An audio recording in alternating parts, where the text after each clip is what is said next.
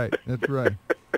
Hey, Tony, Sammy, I saw your article recently in the CP Politics. It was a Christian Post, and you were talking about the Hispanic vote, and I wanted to talk to you about that. Give you an opportunity, first of all, just to lay out your case. What do you?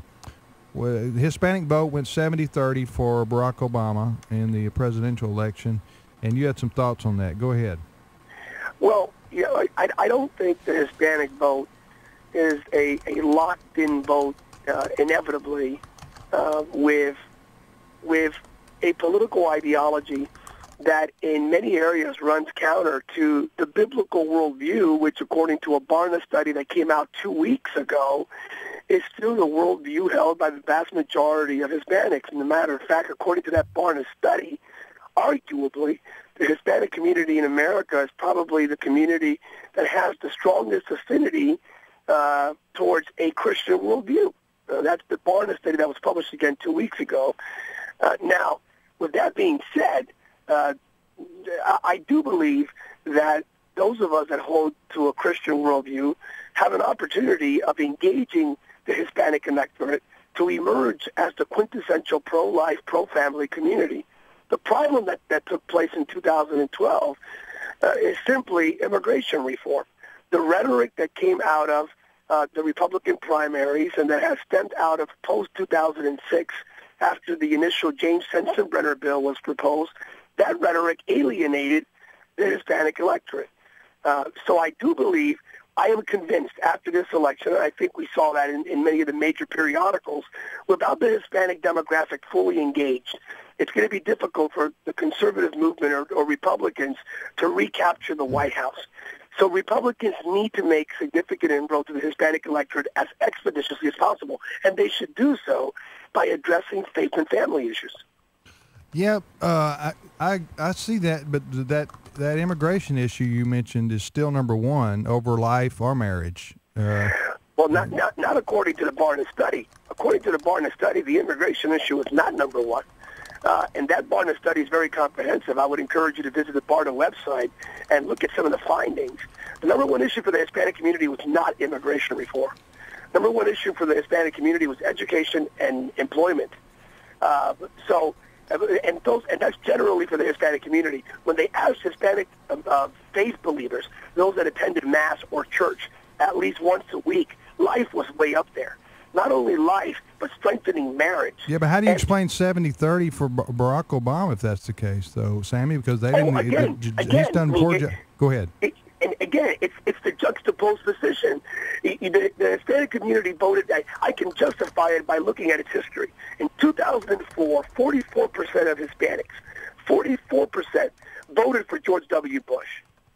Karl Rove and I had a conversation after that election.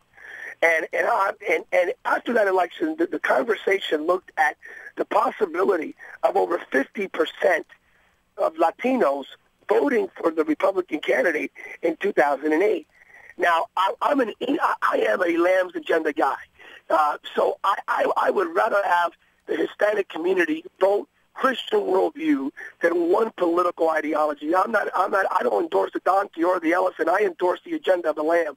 But I do want the Latino community to emerge as the strongest pro-life, pro-family, religious liberty community in America. And what we saw in 2012 was a community saying, hey, here's a party, the Republican Party, that in its charter looks like us. It really looks like us. But they act as if they do not want us. On the other hand, the Democratic Party in its charter endorses ideas and values that run counter to who we are as a people. But, man, they really, really act as if they want us. And at the end of the day... Yeah, they want the votes. Sure, no. I mean, well, and both parties want the vote. Yeah. I guess it's a matter of political fact. But we can't deny the fact that on paper, the Republican Party, when it comes to life, when it comes to family, when it comes to entrepreneurship, when it comes to religious liberty, looks like, walks like the vast majority of Hispanic as it pertains to the values that we hold near and dear. Sammy, let me interrupt you just for a minute. Here's an observation I have, and you tell me if it's wrong or not about the Hispanic community. Two things that I think, and if I'm wrong, you tell me I'm wrong. One is the vast majority of Hispanics in America, and of course we're talking about illegals and legals, are undocumented. Here's the deal. They come from Mexico, many of them. Mexico is a Catholic country that's used to socialism and big government and those kinds of things. So this is where they come from when they come to America. So there's a reason they left Mexico, for goodness sakes. Was to get away from that. I know that, but this is what they're used to. The Catholic Church teaches that big federal government welfare programs is the same as Christian compassion. Now, you may disagree with that, but that's basically where the Catholic Church is. They and the Catholic bishops embraced Obamacare, for goodness sakes, in the name of Christian compassion. So, I mean, this is the worldview that they're used to. So they're not gonna necessarily vote or look at things like a traditional conservative would in America. Go ahead. Well, let's look at research. What we have seen through research, and I'm referencing Barna and Pew and other research bases, I can't deny the fact that first-generation immigrant Hispanics do come from nations that or totalitarian regimes or even democracies that are heavily socialistic, absolutely, very high government subsidized, pseudo-quasi-socialist models as it pertains to the economy. What we do see in the research is that by the second generation, Hispanic Americans not only begin to embrace the values of Plymouth Rock and Jamestown, but they become the lead spokespersons for entrepreneurship. If you look at the vast majority of small businesses in many of the major metropolitan areas, they stand being opened by Hispanic Americans of second and third generation. So it could be the landscaping, it could be the restaurant business, so many other businesses being open, construction by Hispanic Americans of second and third generation.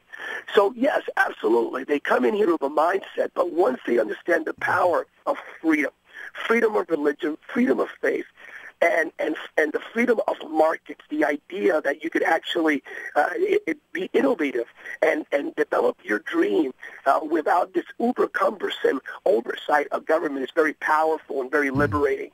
That's why 44% voted for the Republican ticket in 2004. Again, every single study out there it lays out one conclusive finding. Immigration reform alienated the Latino community that otherwise would have supported a conservative Republican ticket. The question is whether or not it's a temporary alienation or it's permanent. And that's where the Republican Party and the conservative movement need to make a significant outreach, an intentional outreach to the community in order to make sure we don't see this take place for a generation or more. Hey, Sammy, let me ask you about that, to break that down a little bit from a standpoint of, you said the Republican platform, is in line. I agree with you. I think when you look at the Hispanic community, whether they're coming from Mexico or other parts of the southern South America, there is a predisposition, I think, to be drawn toward that strong family unit. I mean, it's very central in the Hispanic community. So I agree with you on that. But I want to find out exactly what you talk about when you said the Republicans' discussion of Hispanics say we don't want you, when there's been a discussion about essentially enforcing immigration laws, saying, look, if you're going to come here, you got to come here illegally. Now, I agree with you. I've studied this, written on it. I think our reform laws, or our immigration laws, need reform. But a nation without borders is not a nation. Is it the discussion of borders that is offensive? No. What exactly is it that is offensive? No. Here's what not just anecdotal extrapolation here, just based on the research and based on the exit polling from this election and based on a number of surveys that were conducted throughout the course of the past 12 months. Hispanic Americans are not in favor of amnesty. I think that's clear. It's a very powerful statement. Hispanic Americans understand that as America, we are a sovereign nation. Not only do we have the right, we have the responsibility and the moral mandate to secure our borders. There is a de facto war taking place in Mexico called a narco-trafficking war.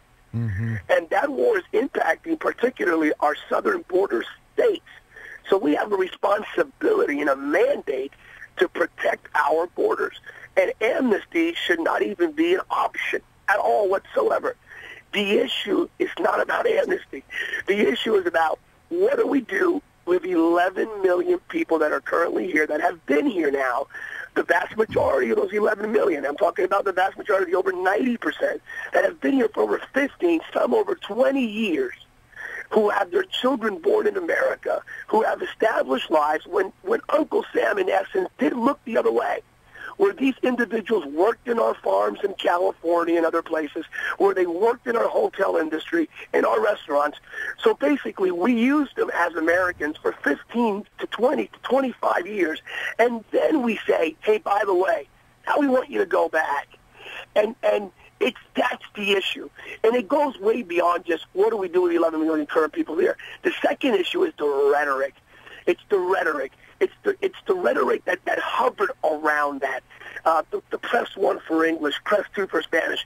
The question mark, is America becoming too Latino? I mean, what does that mean? All that rhetoric sort of permeated the conversation. I agree, Tony. There's a valid conversation to have about border security and about respecting the rule of law. But I do think that our Judeo-Christian value system serves as the reconciliatory prescription to the immigration reform crisis. If we reconcile Leviticus 19, treat the stranger amongst you, the alien amongst you as one of your own, with Romans 13, respecting the rule of law, we can find good common ground on the issue. I agree with you, but going back to the way we treat the stranger is also that the stranger agrees to live by our rules and customs. That was a part of the Old Testament provisions. I don't advocate that you go out and I personally don't advocate that you go out and round up 11 million people. I think it's not practical. But where do you draw the line? All right, let's say you've been. Is there a numerical number? Is there a number of years in which you've been here? You say, all right, you've been here for over 10 years, you're established, you've got no criminal record, you've been a productive part, and so you pay a fine for breaking the law and you get in line to become a citizen. Is that what you're advocating, or what is the procedure that we would pursue? And you're right.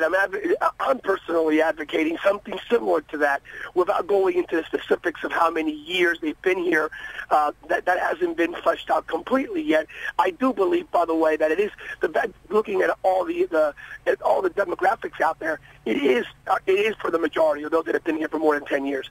And yeah, go to the back of the line. You can't go to the front of the line for citizenship when you came in here illegally. Go to the back of the line, pay your fine, admit that you came here illegally. And by the way, we want to make sure that I personally am one that is in favor of, if you're involved in trafficking drugs, if you're involved in nefarious activity, those are the individuals that we should deport. Hey, Sammy, what is your website if people want to read more about what you've written on this subject? HispanicEvangelicals.com. HispanicEvangelicals.com? Yes, sir. Reverend Samuel Rodriguez has been our guest the last 15 minutes. Thank you, Sammy, for your time, and we appreciate it very much. Thank you for having me. Okay, bye-bye. All right, we've got 2 United States Senators coming up in the next half hour. So Tony and I'll be back momentarily, and we'll get busy with these interviews. Stay with us.